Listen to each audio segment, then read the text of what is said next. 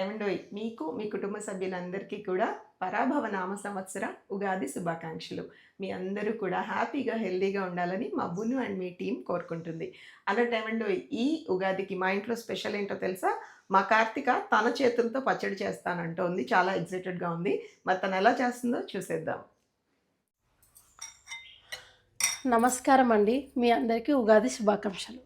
ఈరోజు మా మేడంకి ఉగాది పచ్చడి చేస్తున్నాను. కానీ నాకు కొన్ని డౌట్స్ ఉన్నాయి.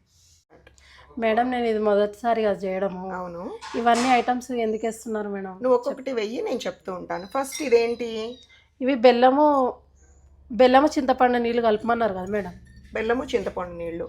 సో బెల్లంలో ఐరన్ ఉంటుంది కార్తీ, చింతపండులో వైటమిన్ సి ఉంటుంది. రెండు కూడా మన హెల్త్కి చాలా మంచిది. ప్లేట్లో ఏమేమి పెట్టావు?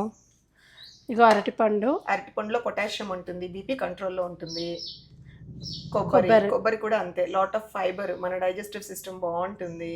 వేప పువ్వు ఎందుకంటే మన కడుపులో నులు పురుగులు లాంటివి ఏమన్నా ఉంటే పోతాయి, దోషాలన్నీ పోతాయి.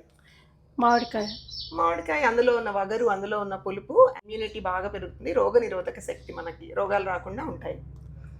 ఉప్పు కారం స్పైసెస్, అందులో ఉండే పాజిటివ్ థింగ్స్ అన్నీ కూడా మన బాడీకి వస్తాయి అన్నమాట. సో అది ఉగాది పచ్చడి అంటే ఏదో పండక్కి పచ్చడి చేసుకుని తినడం కాదు కార్తీ, హెల్త్ బెనిఫిట్స్ చాలా ఉంటాయి. కాబట్టి ఒక్క స్పూన్ అన్నా తినాలి.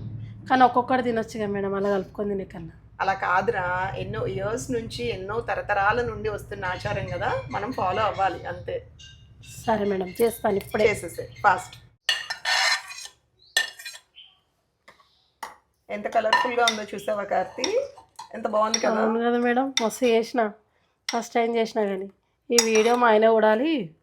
ఇంట్లో ఎన్నిక అవుతలేదు కానీ మీ మేడం దగ్గర అయితే బాగా చేస్తుంది. ఇప్పటి నుంచి ఇంటికి వెళ్ళి మీ ఆయనకు కూడా చేసి పెట్టు. ఇప్పటి నుంచి నువ్వే చేస్తాను అని చెప్పు. నాకు రాదు కదా మేడం, అందుకని మిమ్మల్ని అడిగి నేర్చుకున్నావు కదా. చేస్తా మేడం, ఇవాళ పక్కా చేస్తా. మేడం మీరు ఒకటి గమనించారా? మనం ఇలా 8 వేసాం ఐటమ్స్. ఓకే, 9వ ఐటమ్ కింద ఈ తేనేస్తున్నాం మేడం. ఓ కరెక్టే కార్తీ, యాడ్ చేయి, కొంచెం యాడ్ చేయి చాలు. చూసారా, అప్పుడప్పుడు నా బ్రెయిన్ ఎలా వాడతాను.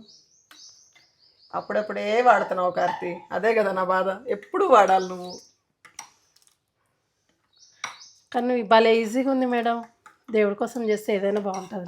అంతే. సరే పద, దేవుడి దగ్గరికి వెళ్ళిపోదాం. ఇంకా దేవుడి రూమ్లో ఆయనకి పెట్టి మనం కూడా తీసుకుందాం.